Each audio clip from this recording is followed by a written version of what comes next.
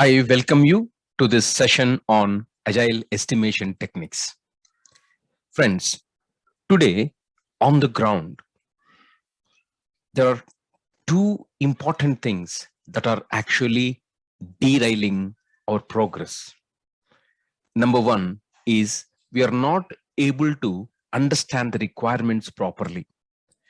When I said we are not able to understand the requirement properly, this means either the product owner is not able to size the stories properly, or the the user story, the acceptance criteria, the dependencies, the assumptions, those things are not communicated properly, or the team is not engaging with the product owner directly, or even if they're directly involving with the conversation with the product owner, the teams or the team members are not opening up at the time of product backlog grooming session or in sprint planning session. For whatever reason it is, either there is a problem with the team member, or there is a problem with the product owner, or there is a problem with the way the user stories are sliced and written, or there is a problem with the facilitation, or there is a problem with the conversations. There can be n number of problems. At the end of the day, the requirements are not understood by the team member who is going to develop. That's a first fundamental problem that is killing us. Assume that the team members are able to understand the requirements properly. The next thing that is killing us is we are not able to estimate things properly.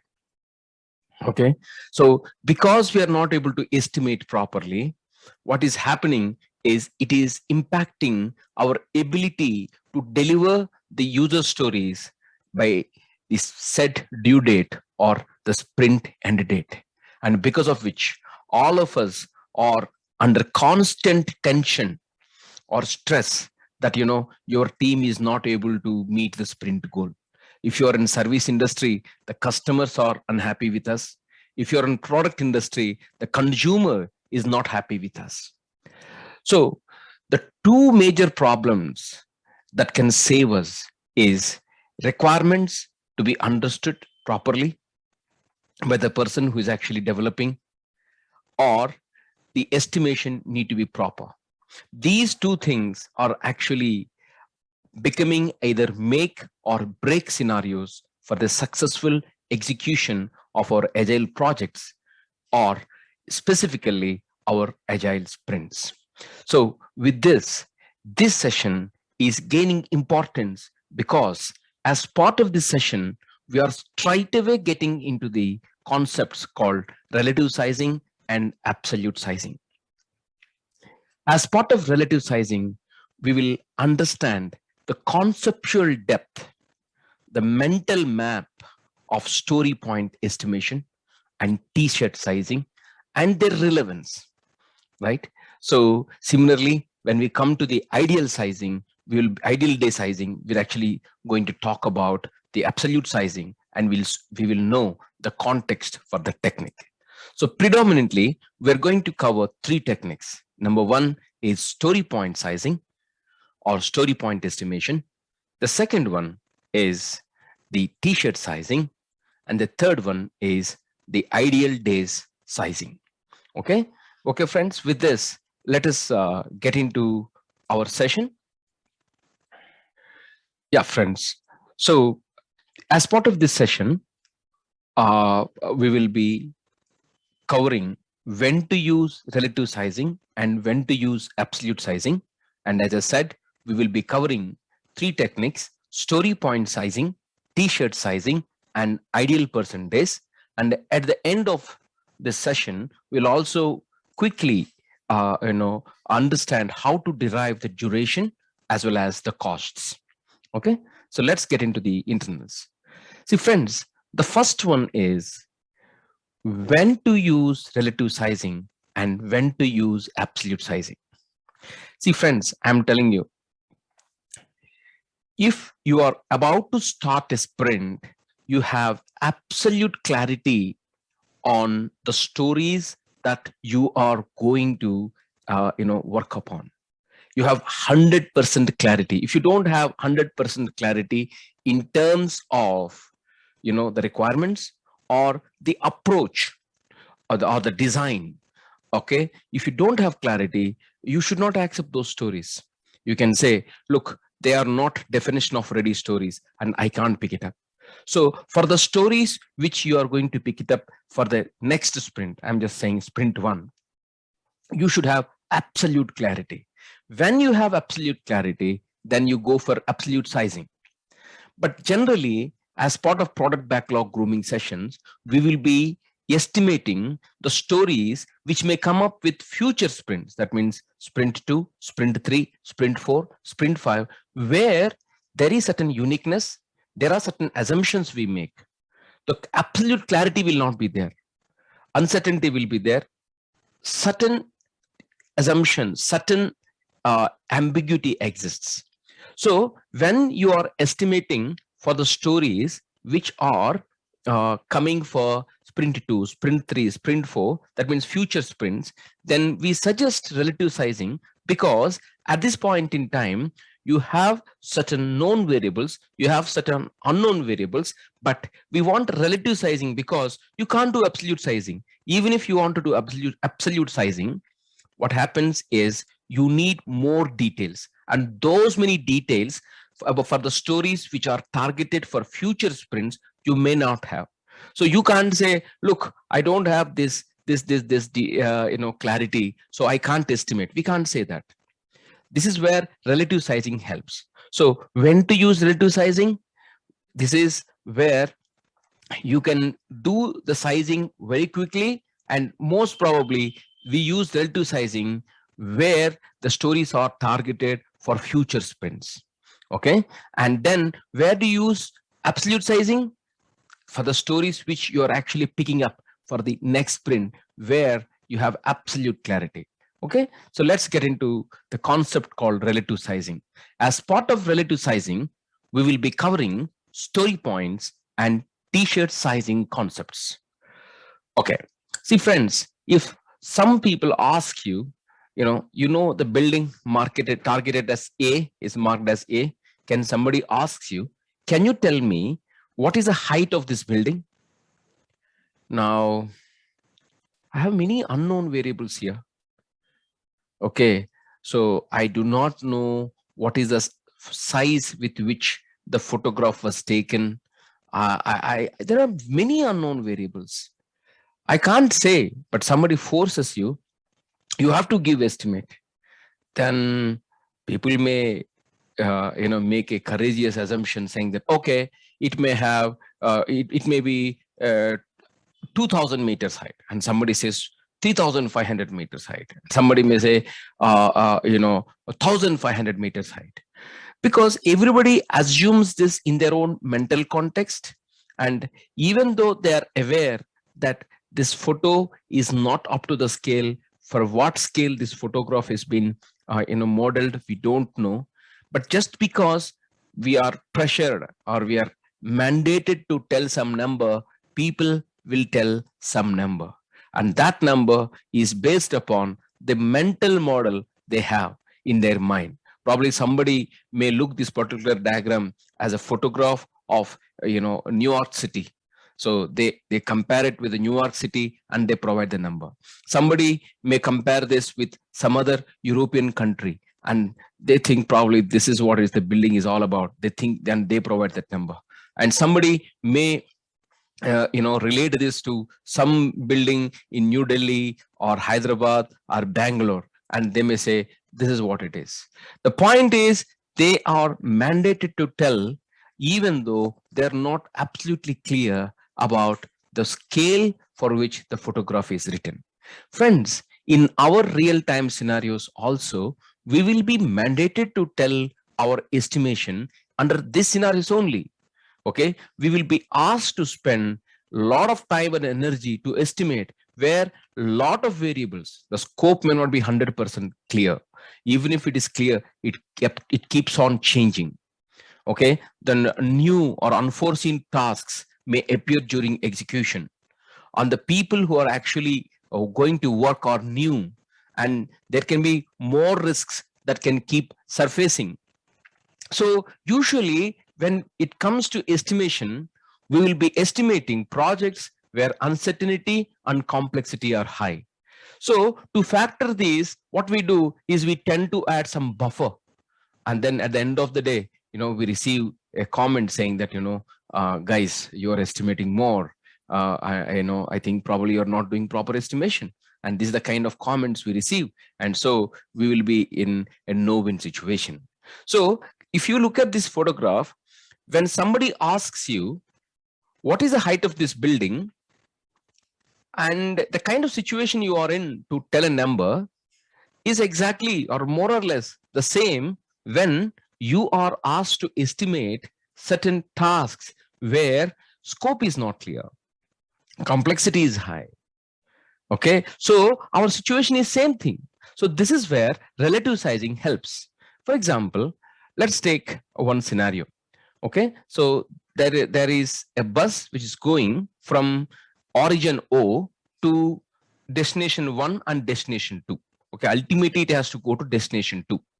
Okay, so now you are clear that this bus reached or can reach the first 250 miles in 5 hours.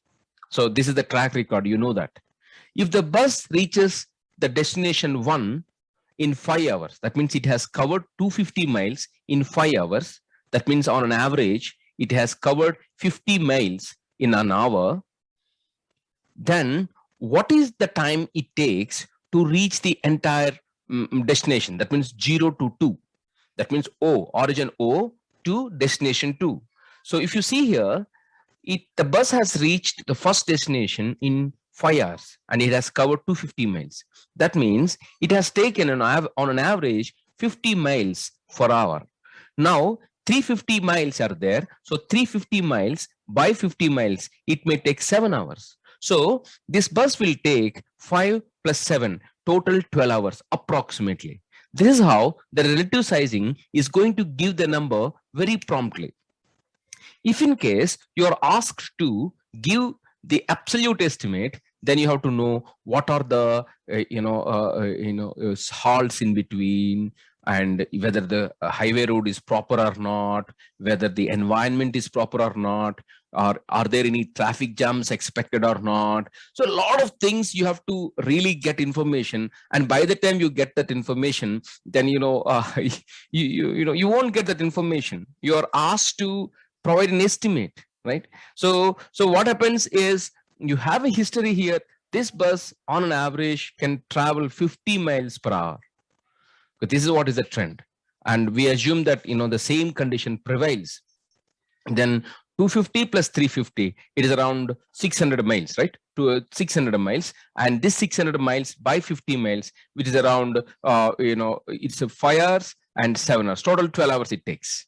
So the relative sizing gives you just like this, a number, which is approximately 85 to 90% accurate. That's okay.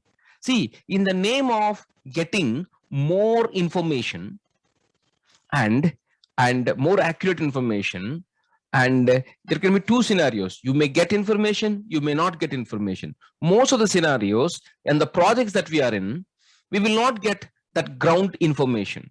We are asked to estimate. So in those scenarios, instead of waiting for absolute information, making so many assumptions and then doing it, rather than that, it's better to do relative sizing because it's very easy and quick. And we know it is only 85 to 90% accurate. This is where your story point, t-shirt sizing, all those comes into picture. This is where I told my friends, if you see here, for the sprint that is just you are going to start, that is where you have 100% clarity, you rather want to go in absolute sizing.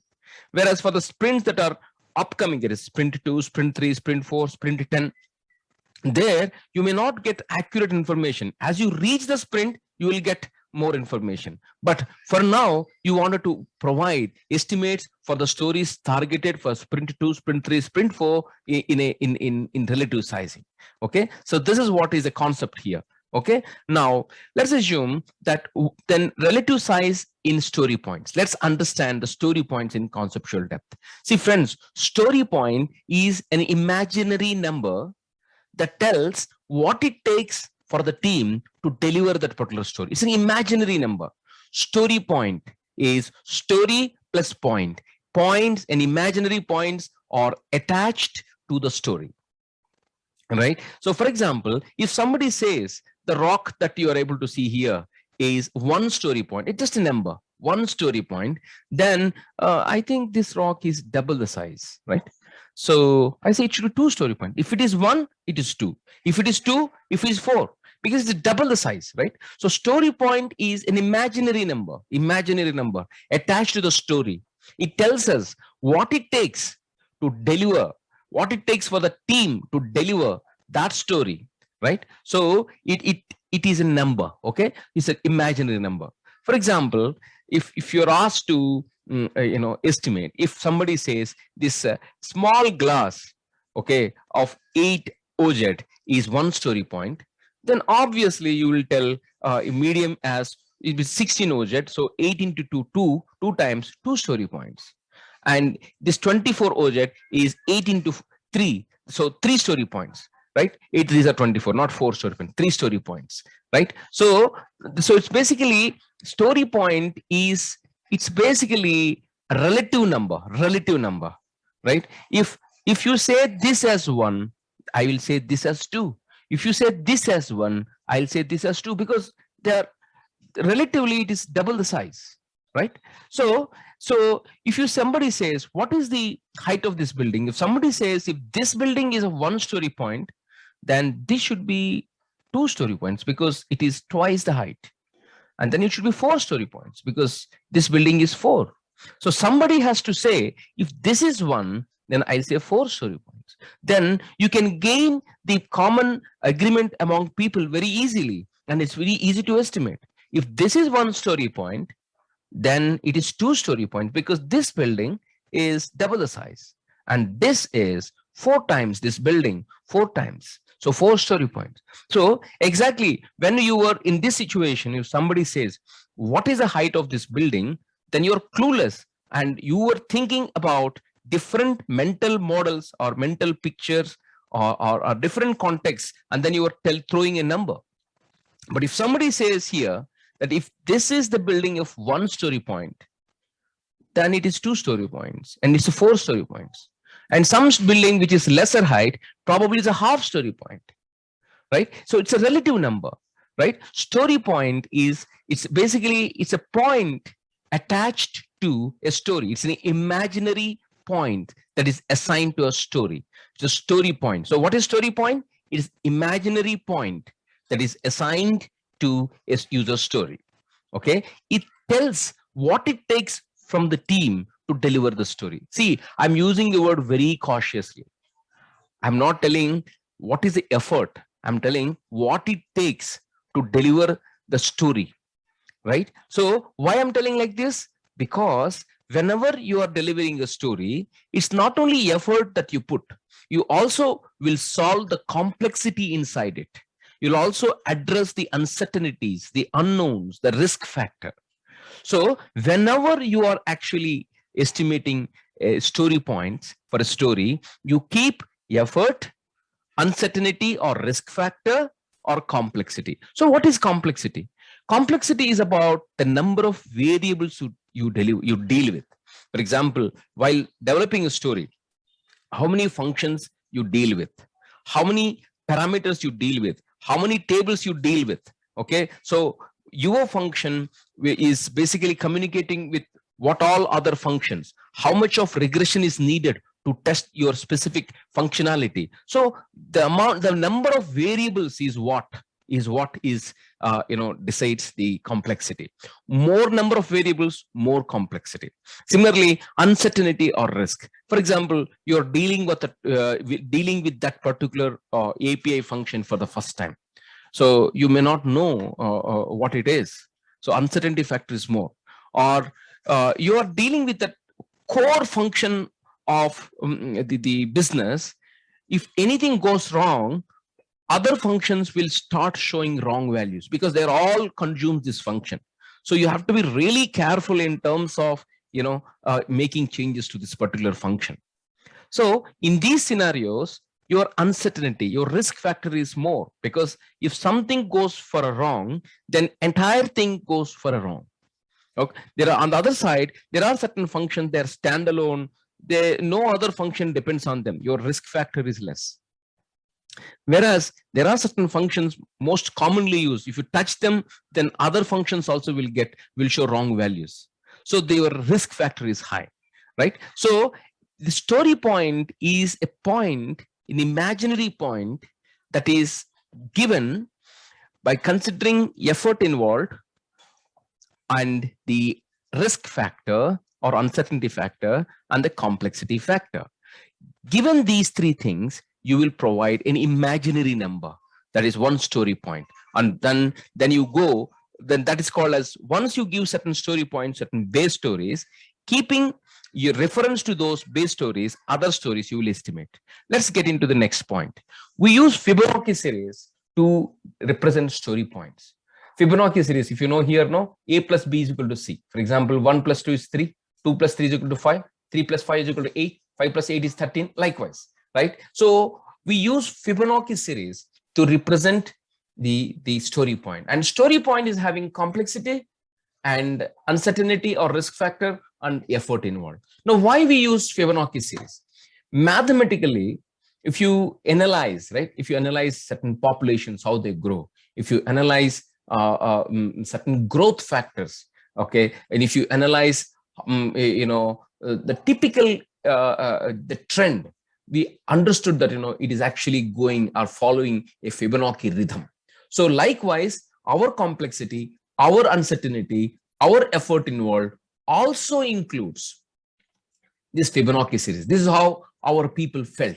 Like these three factors of complexity and uncertainty and effort involved, it follows a Fibonacci rhythm. That means you have simple stories, one story, two, one half story point, one story point, two story point, three story point, and then suddenly it jumps because you are actually dealing with three things: complexity, uncertainty, effort involved. So all the three will do magic for you. So the growth is like a rabbit population, okay, a shells population, a tree branches for population. So these three factors also our people felt mathematically it follows a Fibonacci series. That is the reason we use Fibonacci series.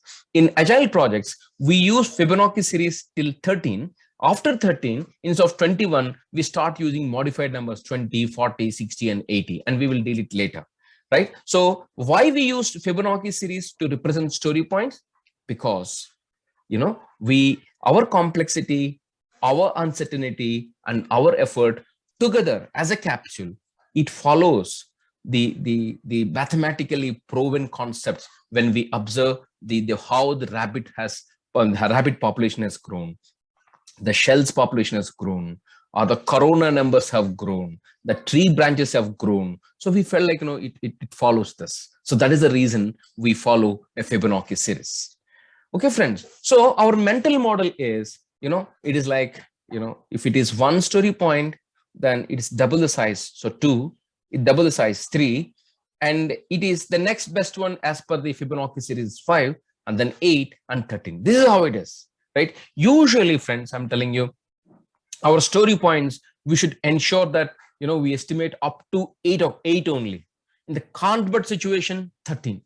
But the moment you estimate 20 and you prioritize those stories for the sprint, most probably there is an opportunity to split those stories, because we want as small stories as possible as per the invest principle, right? So what I'm conveying here is our mental model for story point is, if it is 1, then it's a double the size 2.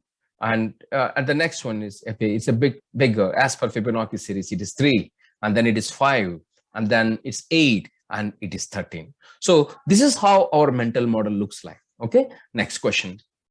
So friends, if there are 3 stories, I'm calling them as base stories. Okay, there are 3 stories already estimated by the team, same team members. Okay, there are 4 members, let's assume that they estimated these stories and they completed their stories and now they're taking as base stories. What is base story means? Base story is a story where you refer to, okay, if this is 2 story points, if this circle is 5 story points, and if this circle is 8 story points, and what is this red circle? How many story points I can associate with? Okay, so there will be 4 members, and they're asked to estimate this by comparing this red circle with the black 3 circles. This is called triangulation. Three stories, in a similar category reference stories, right? So one story is 2, another story is 5, another story is 8. Okay, so now all 4 members are given planning poker cards, right? And where this Fibonacci series is given. Okay, and there are this is the planning poker cards. So each of us are given the planning poker cards to all 4 members, and then the Scrum Master says, guys, are you clear about the scope? Are you clear about acceptance criteria? Do you want any further questions to product owner?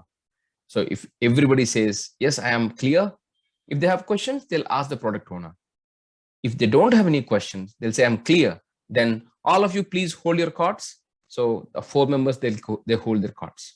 Now the Scrum Master will say, I'll say 1, 2, 3, go. Then all of you should show your card, some number. What is that number? Your number should be comparing these base stories, 2 story, 5 story, 8 story, where my red story will fit. And you have to keep effort, complexity, and uncertainty in consideration. Okay, all of you, you need to show your cards at one time. I'm going to say 1, 2, 3, go. Likewise, I'm going to say, are you clear about it? So yes, the team member says yes. As soon as you say go, then we're going to show one card at the same time. So what is going to happen? Each of us are given, all the 4 members are given these cards. And let's assume the first round, the Scrum Master will say 1, 2, 3, go. And every member show their cards at the same time. Let's assume in the round 1, member 1 says 3, member 2 shows 8, member 3 shows 2, member 4 shows 5. Now there's a wide variation, right? 3, 8, 2, 5. Now the Scrum Master will say, okay, who is the member who has shown a very less number? It is member 3, 2. Who is the member who has shown a big number? 8. Okay, now take member 2 and member 3. Okay, member 2, you are saying 8. That means you may be thinking complexity or uncertainty or the effort may be high. What makes you think that this complexity, effort involved, or uncertainty are high? See, please understand the words that I'm using. I'm not saying what makes you to show 8. I'm not saying that. I'm telling what makes you to think that complexity or uncertainty or effort is high. See, friends, these numbers are just a denotion numbers only. Ultimately, in their mindset, they have to think about these parameters. As a Scrum Master, your role is to make them think these 3 levers. What are those 3 levers? Their complexity, effort, or uncertainty. So to the person who has shown 8, the Scrum Master will say, what makes you think the complexity or uncertainty or the effort involved? Either one of them or all of them or couple of them. What makes you think they are high? Then the member 2 should explain that I feel complexity is high because of this reason. And I feel uncertainty is high because of this reason. I feel effort is high because I feel that testing is more here. I feel that our function interfaces with many other functions. So to ensure that we deploy it and everything goes smooth in the production, the regression testing is very important. Or he may say that international testing need to be taken care. Or he may say the non-functional parameters like stress, scalability, those things need to be taken care. So this is how the member 2 will say. Now, okay, team, you all the 4 members you heard, right? Now I'll go and ask the member 3. So member 3, you felt the complexity, the uncertainty or the risk factor or the effort is less What makes you think that the complexity, the effort, or the risk or uncertainty is less? Then this member says, look, this similar story, we have already done it. It just plug and play for this. Little bit customization. I don't think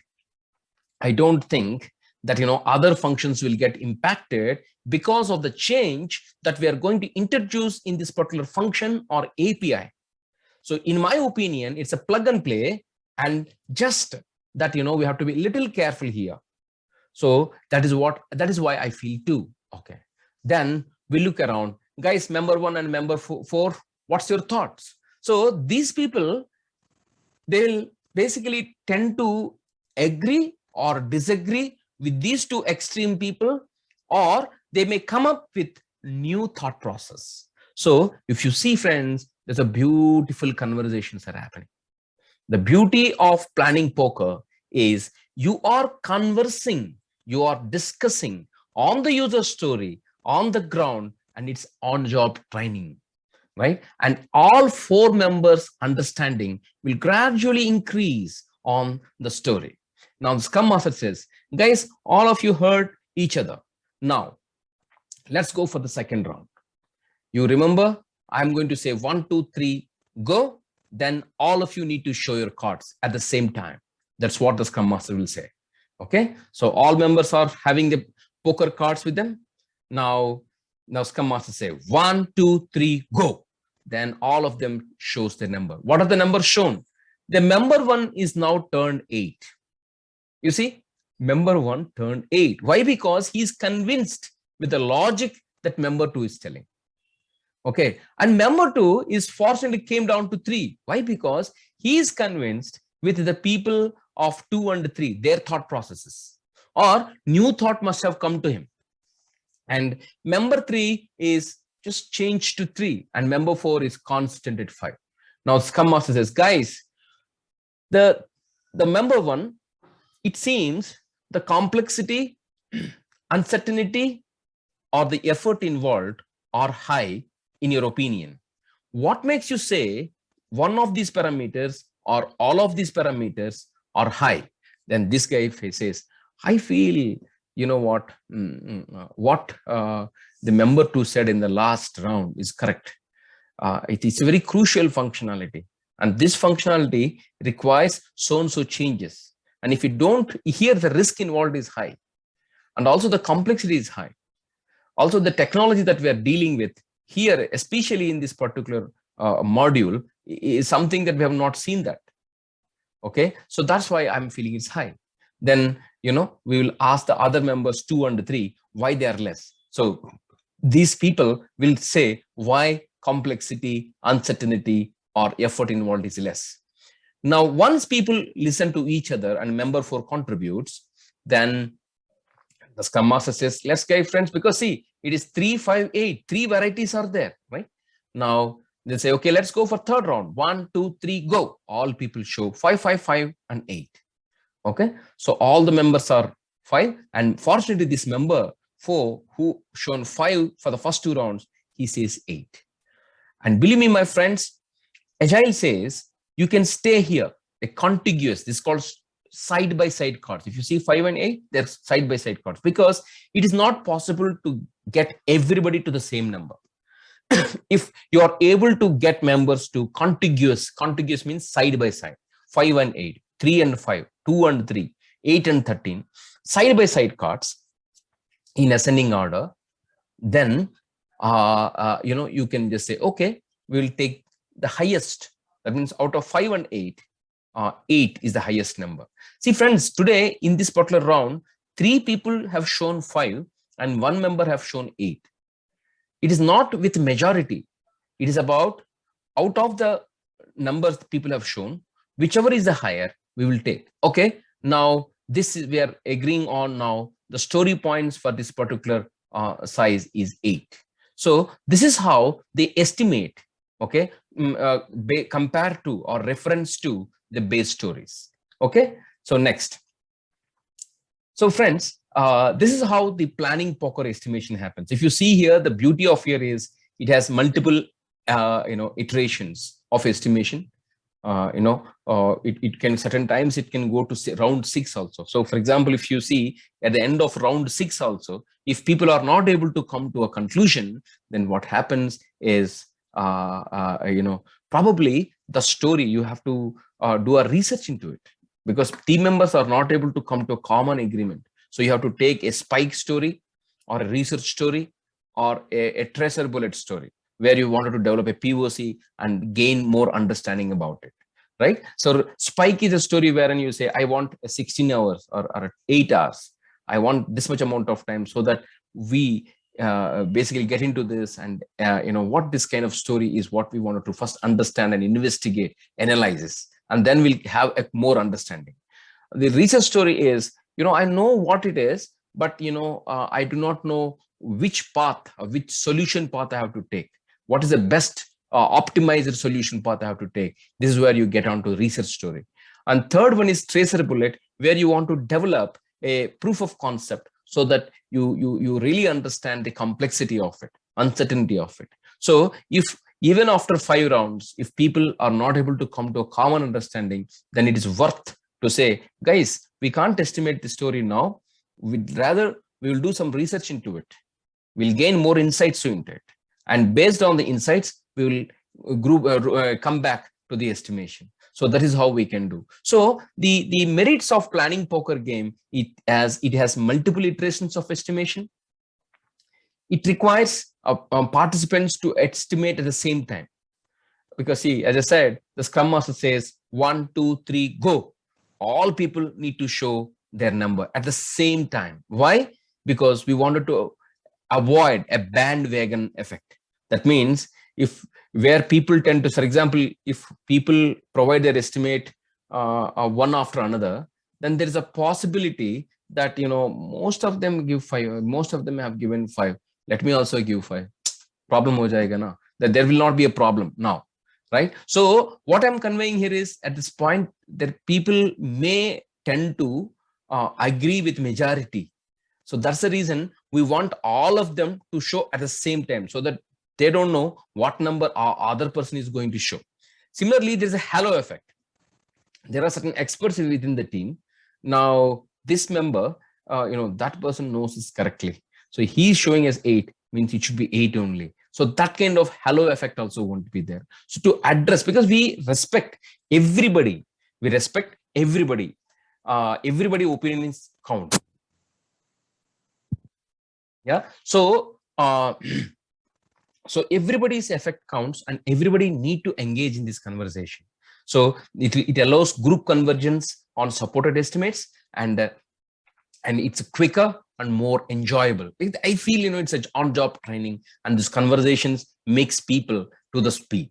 Yeah. So these are the merits of planning poker. So coming to our field examples, like for example, if there's a simple fix to an input screen, like that means you're going to input your login and password, just a simple fix, cosmetic fix, or you wanted to that forgot password link is not enabled. So those things, if you're fixing, and if you say that's one story point, then you wanted to generate a simple input screen, probably that can be 2 story points, and a big screen can be 5 story points. And see, we can't generalize this. This is specific to team. It all depends upon what base story you are actually taking, and also it also ensures that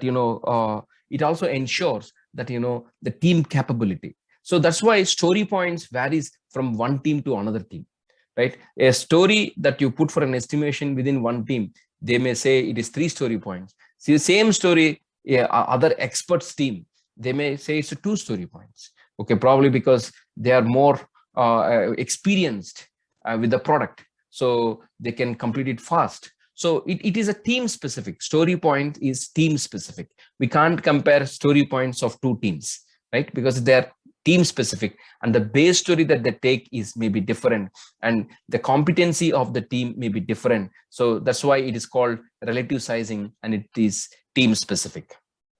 So friends, our mental model for story points is, if this is 1, this is 2, this is 3, this is 5, and this is 8. So friends, what's happening on the ground is they are thinking one story point is, let's say, 16 hours. The two story points may be 32 hours. So they're equating to hours and then estimating. It is wrong, my friends. On the ground, I'm seeing certain anti-patterns wherein story points are related to effort. So 16 hours is one story point, 32 hours is two story points, 48 hours is three story points. That's what they're telling. So how many number of times I tell, they're not able to understand. Story point has three aspects: effort involved, complexity, and risk factor. Let's take these three scenarios. 1 hour work done by a cycle mechanic, 1 hour work done by a doctor, surgeon, 1 hour work done by a military person. They're not same, right? So the military person is not only taking more complexity, but also more risk. He is encountering the situation for first time. Every battle is first time for him. If he doesn't do well, then he will be killed. Or if he does it well, others will be killed. The effect is very high when the military person executes an operation for 1 hour. Similarly, a doctor surgeon, he must have dealt with such operations many times. So he has more or less, complexity wise, he is clear. Let's assume that is a known operation or repeatable operation. However, if something goes wrong, the risk from the patient is high. In case of the military person, complexity is high, risk is high. In case of surgeon, complexity I wanted to say as neutral, because he must have dealt with these operations, many number of operations in the past. But if he can't solve the patient's problem, and there's a risk, and because the patient will not be there, the risk factor is high. Whereas the cycle mechanic, the risk factor is less, the complexity part is also less, because he probably will be repairing such kind of things many a time. So 1 hour job done by a cycle mechanic, 1 hour job done by a surgeon, or 1 hour job done by a military professional, they don't yield the same story points, right? Here, compared to the cycle mechanic, the doctor's work may be more story pointed, even though work is 1 hour. Similarly, the military person you will be awarding more story points because complexity is high and the risk is high. So that's why, friends, story points cannot be just equated with effort alone. You have to consider complexity and risk factors as well. So let's have certain insight, friends. This is the core of this session, right? You may not get this kind of insights very easily outside. So if you see here, so complexity, risk factor, effort factor. Let us assume that one story point is given to a base story, okay? And the effort involved is 14 hours. If they spent 14 hours to resolve this base story, so that's why you see this is the base story. Now, the next story, that means story 1, you are estimating based on base story. It is complexity wise 1.8 times, and almost 2 times. And risk is same, effort is same. So even though the size, the effort required is same, you rather wanted to give 2 story points for it, right? So it is not like this, no, if this is 1, this is 2. Even the same size also, you can assign 2 when the complexity or risk factors are changing. Similarly, of the same effort, like 1 hour, like I was telling about a cycle mechanic, a doctor, a military professional, the complexity is high because it was a more number of variables he is dealing, and he has to take the decision on fly. There is no known guidelines or manuals how to respond in those situations. He has to respond based on intuition, and also the risk factor is high. So though the size is same as that of 1, that means the effort is same, because the complexity factor is high, So you're adding one complexity factor, one risk factor, and effort same. So probably you wanted to categorize three, right? So what I'm conveying here is, if you are equating story points just to effort alone and then deriving, then you are not doing justice to the job. That may work if complexity and risk factors are same, but many a times we may deal with situation wherein complexity or risk factors may be changing, because especially on software, you will be dealing with many unique factors. At least one unique factors will be there, right? So if the complexity is increasing a bit, okay, I want to add one here, I want to risk factor one here, effort is same, so total I want to put three. So complexity I added one, risk I added one, and effort three. Similarly, on the story, last story, okay, this last story, complexity, risk are same, but effort, it is taking 70 hours. Okay, complexity, risk same, and effort is multiplying by 5 times. Okay, then I want to add 5 story points. So 5 story points. So this is how mentally, while providing relative sizing, do I want to add complexity? How much amount of story points I want to add for the complexity? How much amount of or how many amount of story points I want to add to the risk, and how many amount of hours I want to add to the effort? So all those things should be with respect to the base story, right? If you see here, I talked about triangulation. These are the base stories. If it is 2, if it is 5, if it is 8, where I can fit this particular red story. So whatever story you are aiming here, it should be complexity wise, how many story points I have to add, risk wise, how many story points I have to add, effort wise, how many story points I have to add. So though effort is same, the story point may change depending upon the complexity and the risk factors, for the simple reason that I have provided here. Right? So the 1 hour work done by, or 1 day work done by cycle mechanic is in no way proportional to the impact that the doctor is making, and it is no way proportional to the impact that military professional is making. So that's why, friends, the takeaway from this session is story points cannot just be equated with effort alone. You have to think about complexity, you have to think about risk, and you also have to think about effort.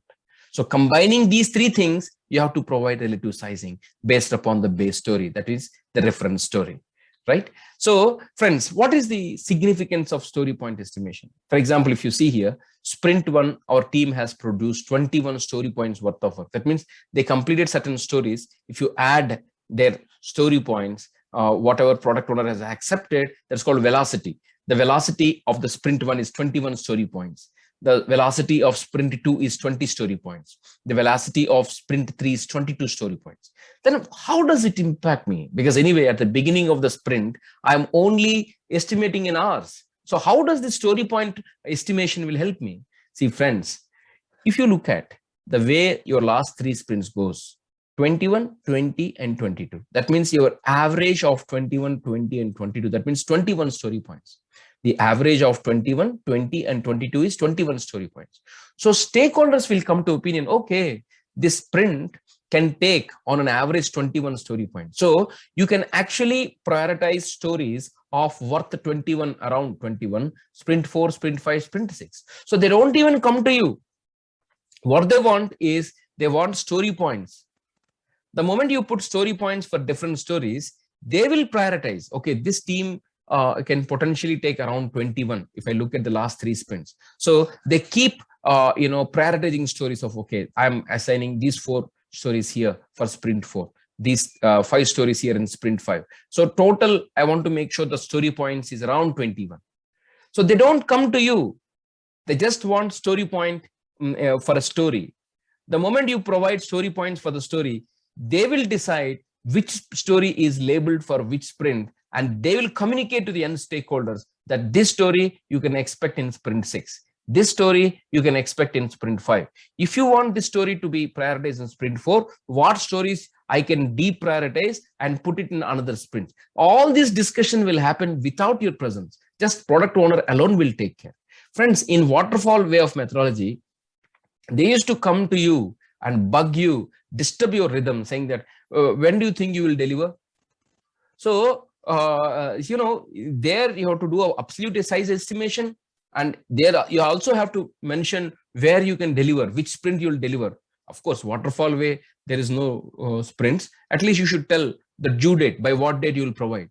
But then you are not having that intelligence of what can be prioritized. So you are of the opinion that, in addition to what we have agreed, we have to deliver this requirement also. Such kind of situations we all managed. But in Agile, what happens is your capacity is known, means your velocity is around 21 story points. So they'll come to know, okay, 21 story points worth of work, I'll slice it to sprint 4, sprint 5, sprint 6, sprint 7, sprint 8. If stakeholders want certain stories to be taken up in sprint 4, then I'll deprioritize this story and put it something else. So the story points is doing magic for you, friends. Magic. What you want is, you say, guys, my team is capable of doing 21 story points because that is the average of last 3 sprints. And then what is happening is they are prioritizing. This is one way of, where story points is actually helping us. The second is, there are customers, and okay, there are business team. They actually say, okay, they charge the customers based upon the story points that we produce. Especially when you deliver the product to multiple people, multiple customers, you say, guys, I am actually contributing to 20 story points to you, 40 story points to other team, to other customer, 60. When you actually look at multiple teams, then the cost for me is this much. So per story point, my price is this much. This is the maturity they show, through story points. So these are all happening without your knowledge. So where the story points are useful? The story points are useful in terms of 2 things. What story can be prioritized for what sprint? Number 1. Number 2 is, what was your previous story point trend, velocity trend? If something is high, why? If something is low, why? For example, assume that, in one sprint, suddenly from 21 average velocity, you dip down to 13 story points. Then business will come to know, why suddenly 7 story points have come down? Is it because planned leaves? Is it because of holidays? Is it because of resignations? Is it because team shuffling? So that will be visible. That's good for the team as well, right?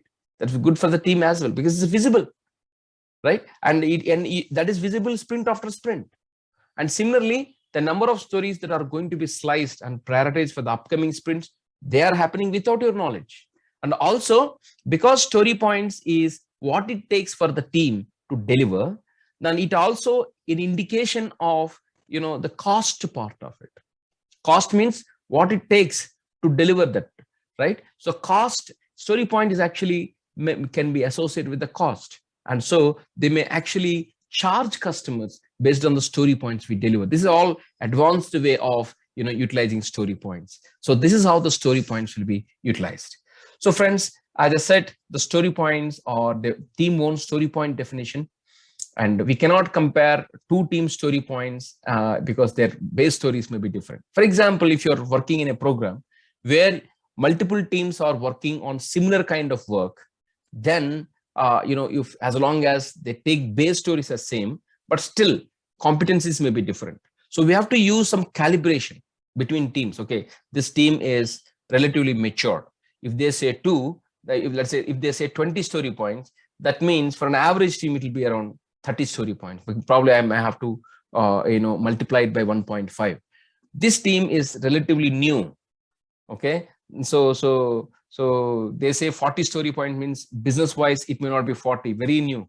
So they provide more story points for it. So probably I have to decrease it. So the factor for them is, I have to say 20% cut or 30% cut in this particular thing. So some kind of calibration we have to do, and that and all is an advanced concept, or those concepts we'll deal later. But in principle, one team story points may be different from other teams. So it's a team specific, and we cannot compare 2 team story points without a proper calibration.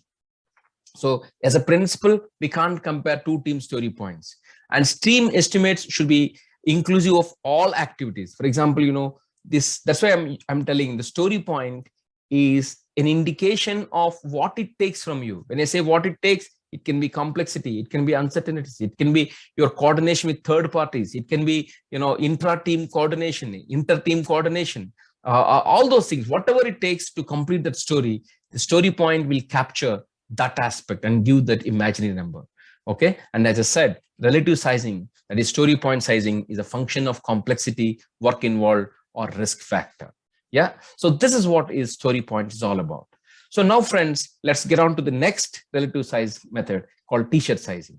So friends, we know that story points are, allocated to each story, but the beauty with t-shirt sizing, like, small, extra small, small, medium, large, extra large. So people can come to an agreement that, if the story point is between 1 to 3, I rather want to classify that as a small story. If it is 5 and 8, I want to classify that as a medium story. And if it is 13 to 20, then I want to classify that as, as a large. And more than 40, greater than or equal to 40, I want to put extra large. So the beauty of it is, you're actually grouping stories into one category, right? So some members say it's a 3-story point, and you're putting the 3-story points against all other 3-story points.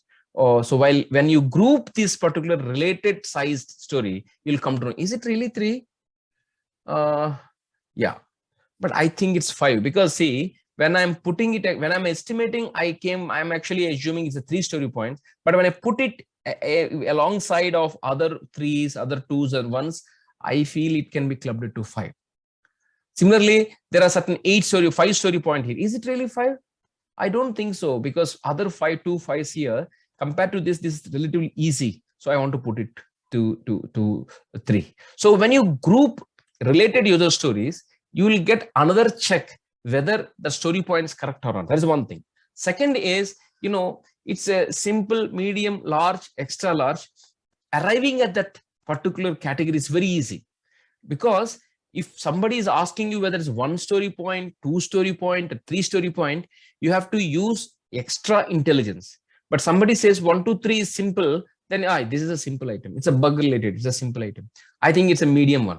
I think it's a large one. So what is happening is, first, the category of simple, medium, large, extra large, that's very easy. Once you put them into a medium bucket, then internally you classify that.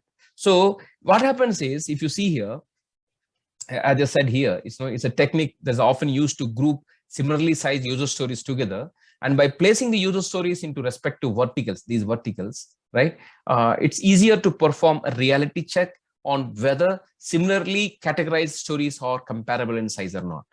Okay.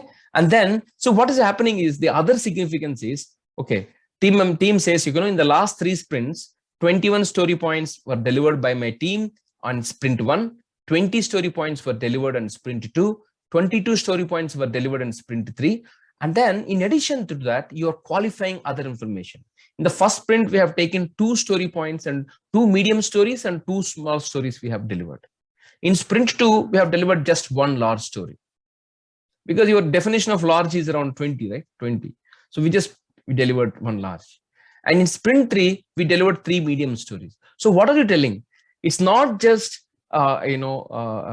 see, basically, you make century, right? You make, for example, if you're a cricket batsman, you make hundreds.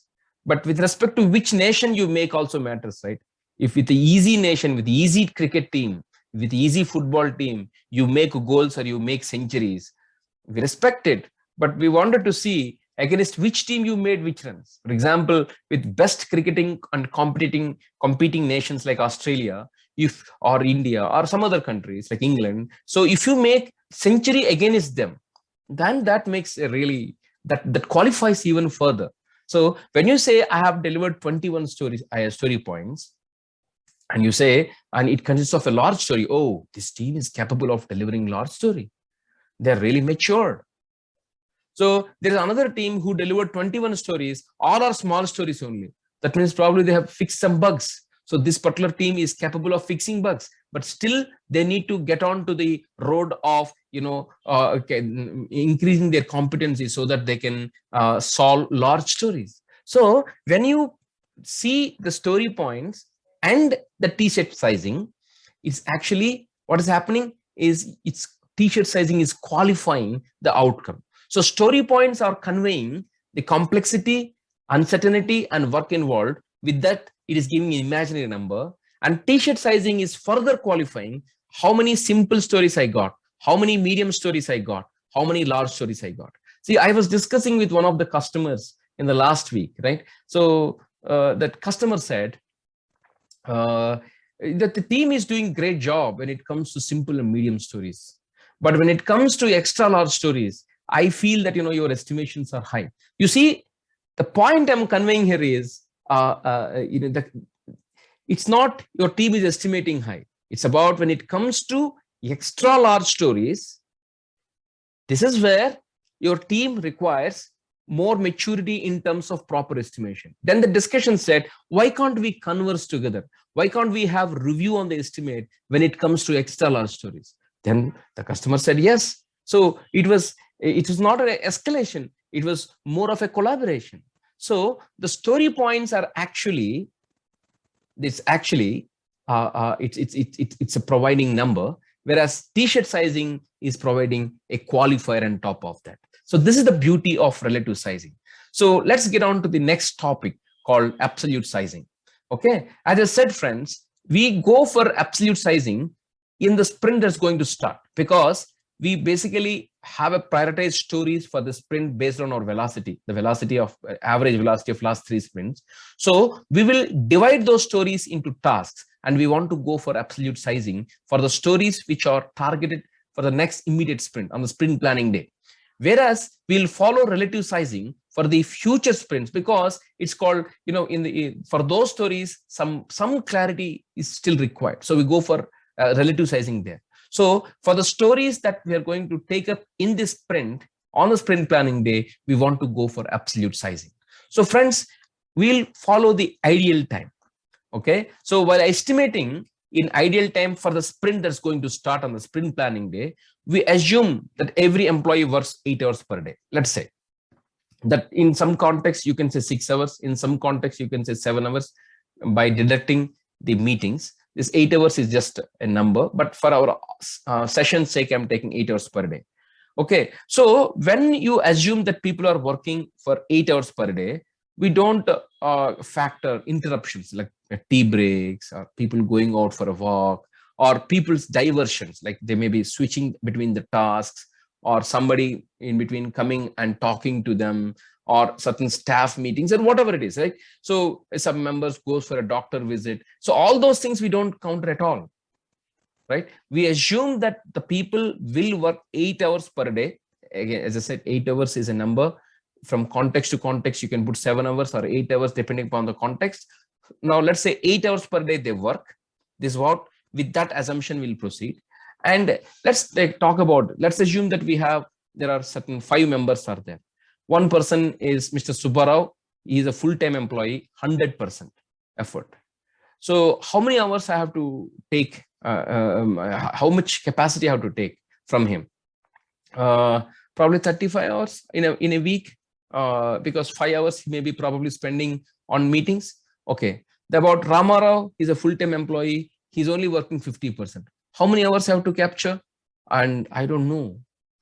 And Mr. Pullarao, he's a contractor. So he wanted to provide more hours for us. So I may take 38 hours. Mr. Lakshman Rao, he's a contractor. He wants to, he's a star performer. Always he outperforms. So I can take 45 hours in a week, 5 hours extra than what legally permissible. And then finally, the other person called full-time employee, Mr. Narsimha Rao, he is only, he provides 30 hours only if I look at his trend, because he's not motivated. So if at all you have to estimate based upon these kind of thought process, these kind of numbers, your mind will go haywire, right? So bloom, you don't know what to do, how to take how many hours I have to take from each other person, you don't know. So this is where the ideal time helps you. Here we assume that we don't look at these diversions, all the contractor, full-time, no, every person 8 hours per week. Okay. So we just say, okay, in your context, let's say it's 8 hours or 7 hours, depending upon the context where you are in. So every person, 1 person day, ideal person day is 8 hours or 7 hours, depending upon the context your organization is in. And then you'll simply calculate. Let's take certain problem one. For example, you are aspiring to write a PMI ACP exam, and you decide that it takes 120 hours of ideal time to prepare for the exam, and you allocate 25% of your capacity because other capacity you are providing on your work, and you assume that 8 hours are ideal day per day. Okay, so how many ideal percent days and how many actual days you take? I'm aspiring total time it takes is 120 ideal hours, and 8 hours per day is what you're assuming. So 120 hours by 8 hours, it actually gives 15 days. So 15 days is what you actually want. Like that means if you work 15 days, 8 hours per day, you will complete the required portion or syllabus, but you're only providing 25%. So if you put 25%, that in 15 days divided by 25%, then 60 days, right? The total required hours is 120 hours. Ideal person, that means ideally you expect one day equal to 8 hours, and so ideal days is 15 days, because 120 divided by 8 is 15 days, and your availability is 25%. So 15 divided by 25% is 60 days. So if you ask me, ideal days are 15 days, but you take 60 days because your allocation is 25%. So if you see here, this kind of all those factors, like one person is full-time employee, another is contractor employee, one person is motivated, another person is not motivated, one person is giving more or less. All those factors you don't care. You only care about ideal days and your percentage availability. That's all. Similarly, next problem let's take. For example, there are 5 employees working on your team. The ideal time to complete a project is 500 days. So employee 1, their availability is 85%, employee 2 is 90%, employee 3 is 90%, employee 4 80%, employee 5 is 55%. Now, what are the likely days to complete the project? So if you average the percentage availability of 85%, 90%, 90%, 80%, 55%, it is coming to 80%. Now, 500 days is the ideal days. So ideal days, 500 days by 80%, right? Is 500 by 0.8, 80% is 0.8, 625. So you take 625 days to complete the project. So ideal days is the day. Here is ideal days is 500, but actual days is 625. Why? Because your percentage availability or percentage capacity is changing. If you can increase this, then the 625 can be reduced towards 500. If you decrease this average availability, then again your likely days is going to increase. So estimating the work required in ideal time is easy, and it makes your job very, very comfortable. Okay, friends, now let's get on to the final topic called how to derive the duration, right? For example, there are 100 points are there. The product backlog is 100 story points worth of work, and your team velocity is 20 story points. That means you deliver 20 story points worth of work on an average per sprint. So how many days it required? So it's 100 story points, and your velocity is 20 story points per sprint. So 100 by 25 iterations, 5 sprints you require. If your sprint is 2 weeks long, the 5 into 2 weeks, that means 10 weeks is what I need. See, look at the way it is simplifying your total duration. Earlier days, you used to have a Microsoft project wherein you have tasks, subtasks, summary tasks, big activities. It is divided into small activities. Each task you estimate, then you roll it up. No, you're not actually going into those kind of dynamics. Okay, you are just saying total story points divided by the average velocity that the team can deliver. The team can deliver is what is the total duration. Similarly, let us understand how to derive costs. Okay, I am taking an example here. A team A's average labor cost. That means if team A, if they work per month, the salaries, the cost is 20,000 per month.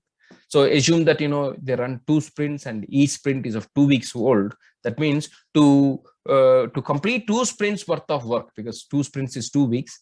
So in a month, they are getting $20,000. That means total cost for the team is 20,000. That means per sprint, they're actually incurring $10,000 because in a month, the team incurs 20,000 cost. So 20,000 by 2, because 2 sprints, 10,000 per month per sprint. Okay. And then the team will need 10 2-week sprints to complete the project. And post completion of the project, team will offer warranty support of 1 sprint. So total 10 weeks, 10 sprints plus 1 sprint. 10 sprints to complete the project and 1 sprint to support, to offer the warranty support. So total 11 sprints they want. So what is the cost it incurs? Okay, I'm repeating. So per month cost is $20,000. Per sprint cost is monthly cost by 2, because you have 2 sprints in a month, because it's 2 weeks long. So $20,000 by 2 is equal to $10,000. And the total sprints required is 11 sprints, because 10 sprints to complete the project plus 1 sprint for warranty support. So total 11 sprints are required. And per sprint, your team actually incurs 10,000. So 11 into 10,000 is $110,000 is what is the cost that you're going to incur. On top of that, you add your profit margin, and then you provide your price to your customer. So friends, this is how we calculate duration, and this is how we calculate the cost. So in this session, what we have learned is, number one is when we will use relative sizing, when we will use absolute sizing. We will use relative sizing for the sprints which are going to come. For the immediate sprint, we go for absolute sizing for the fact that everything is clear to us. We want relative sizing because the story points will provide an indication of how much approximate work can be prioritized by the product owner or the business for the specific team. And the story points will also help you, help the business to prioritize that much amount of work for future sprints, sprint 2, sprint 3, sprint 4. So that means your roadmap is automatically clarified for you. Okay, they will decide, and they won't overload you, because your average velocity, that means 21 story points, let's say, if that is what is the average velocity, they will prioritize only that work. Thereby, your team is not overloaded. Their work-life balance is taken care. They are happy employees. So they'll be, they'll travel with us a long time. And number 2 is, business also can provide predictability to their end customers, saying that which story can be tagged for which sprint. Similarly, t-shirt sizing, it actually qualifies how many large stories, how many medium stories, how many simple stories this team has done. For example, if there's a team who can handle large stories in a sprint, it also talks about the competency of that particular sprint. Okay, so it qualifies. And then this is where the story points and the related t-shirt sizing helps together. Again, we understood story points cannot just be equated to the effort alone, because the story point is coming up with 3 ingredients. They are the complexity, the uncertainty or risk factor, or the effort involved. Okay, combining these 3 things like a capsule, right? All the 3 ingredients, like a capsule, you provide an imaginary number. It's an imaginary number, what it takes for the team to deliver that story. That's called story point. And then t-shirt sizing is basically, it helps us to categorize, so that, by grouping stories, it's easy to put which bucket I have to put it. And also it provides further insight, saying that, okay, these guys have done 2 medium, 1 large kind of stories. So it qualifies how our effort. And then finally, when it comes to sprint planning, we rather go for absolute sizing in ideal days. And then based upon the percentage availability of the team member, we actually derive the total duration. So, and then finally, we have discussed how to arrive at the duration of entire agile projects, depending upon the number of sprints it required and average velocity of the sprint. Total story points divided by average velocity is what gives you the number of sprints you require. And ultimately, we also discussed about how to calculate the overall cost for the agile project, as well as how to derive the price for the project. With this, I come to end of the session. I thank your interest to learn, and I look forward to add more value adding sessions in future. Thank you.